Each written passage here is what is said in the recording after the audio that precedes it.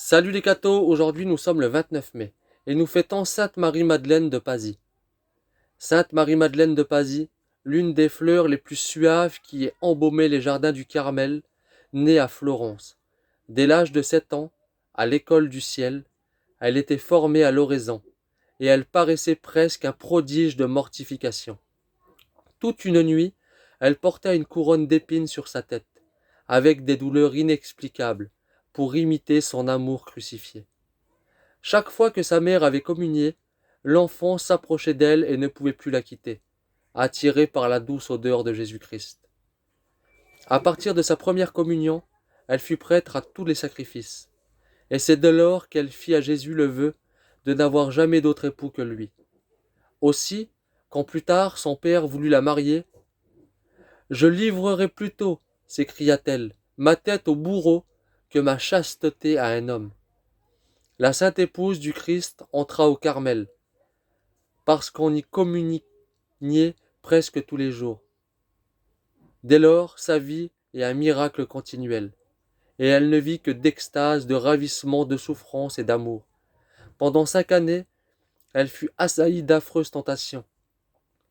Son arme était l'oraison, durant laquelle elle s'écriait souvent « Où êtes-vous, mon Dieu, où êtes-vous » Un jour, tentée plus fortement qu'à l'ordinaire, elle se jeta dans un buisson d'épines, d'où elle sortit ensanglantée, mais victorieuse.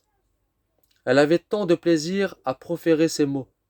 La volonté de Dieu, qu'elle répétait continuellement, disant à ses sœurs, « Ne sentez-vous pas combien il est doux de nommer la volonté de Dieu ?»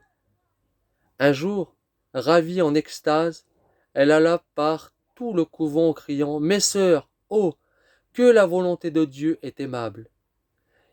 Il plut à Dieu de la crucifier longtemps par des odeurs indicibles, qui la clouaient sur son lit, dans un état d'immobilité en même temps que de sensibilité extraordinaire. Loin de demander soulagement, elle s'écriait bien souvent, toujours souffrir et ne jamais mourir. Son cœur était un brasier ardent consumé par l'amour.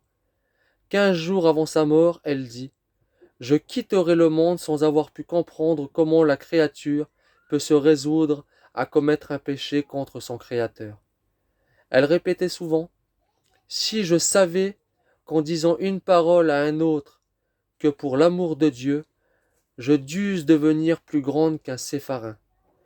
Je ne le ferai jamais, près de mourir. » Ses dernières paroles à ses sœurs furent celles-ci. « Je vous prie, au nom de notre Seigneur, de n'aimer que lui seul. » Que Dieu vous bénisse, et à plus les cathos!